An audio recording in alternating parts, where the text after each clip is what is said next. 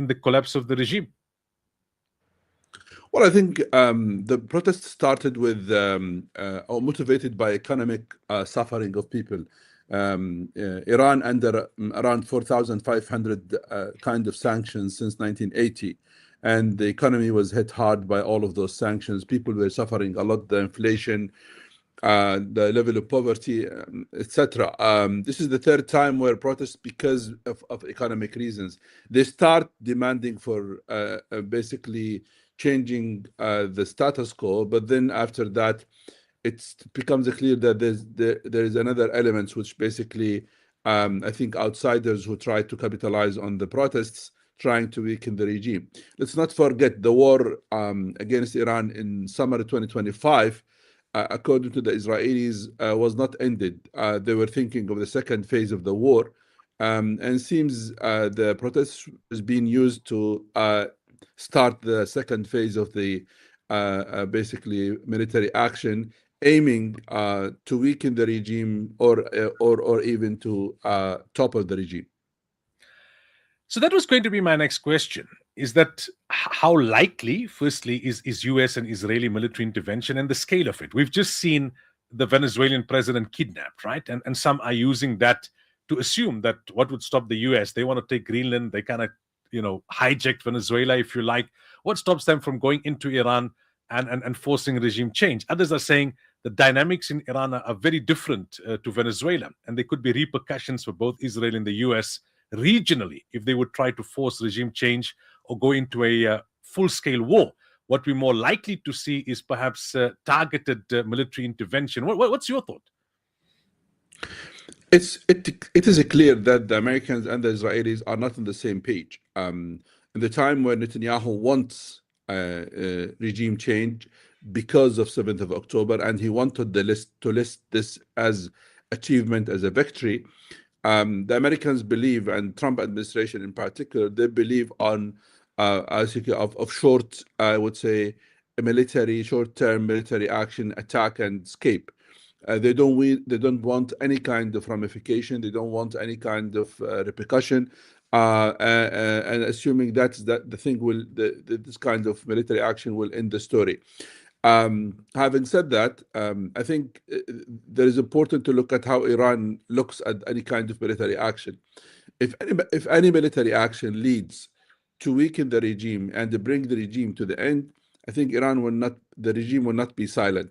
This is an ideological regime. It happens twice in history, 16th century and the century, where the 12 Imam Islamic school, they established a government. And if they feel the existence of such a regime is under threat, I think they will not let it go easily. Do they have genuine allies, Iran? I mean, we saw that Russia and China kind of left Venezuela in the lurch. In short sentence, no. There is no good friend who's ready to defend the regime. Absolutely not. So militarily, right, one would assume that Iran has greater capacity than, say, Venezuela. But we saw the last time around, there was this big debate in terms of what it could actually manage in terms of retaliation. What's your analysis? How strong is Israel militarily to be able to withstand an attack or attacks from Israel and the US, or both? Of course, the America and Israel, they have basically very advanced weapons, very advanced military communication. They have, of course, they are ahead of Iran. I think the Iranian rely on one fact, that this is their own land. They were attacked by the foreigners. They have done nothing to those countries, and this is enough to defend their own country and land. I think what the Israeli Americans try to say, that the regime is basically is weakened and there is no support.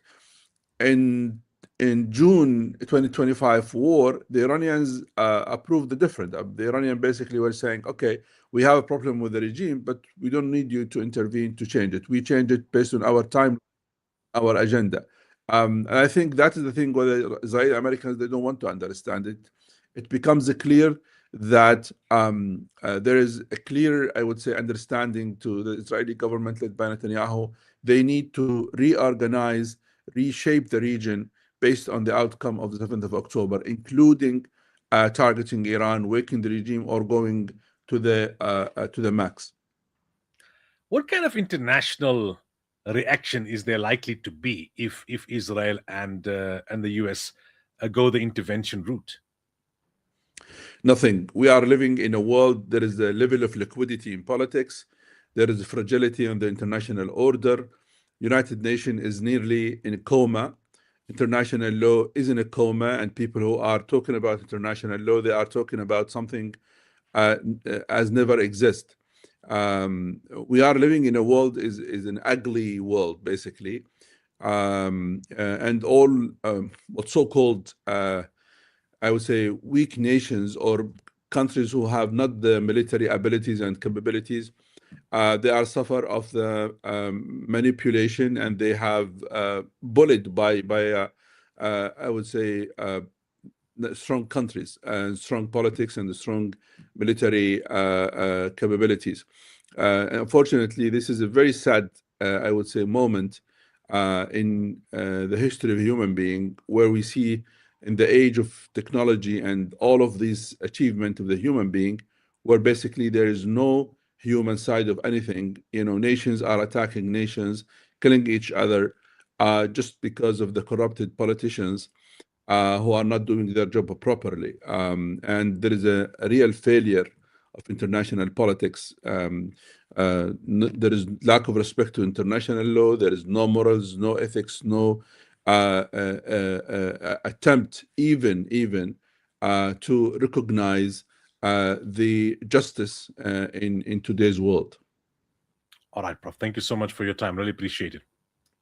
My pleasure. Thank you. Right, that was Professor Mahjoob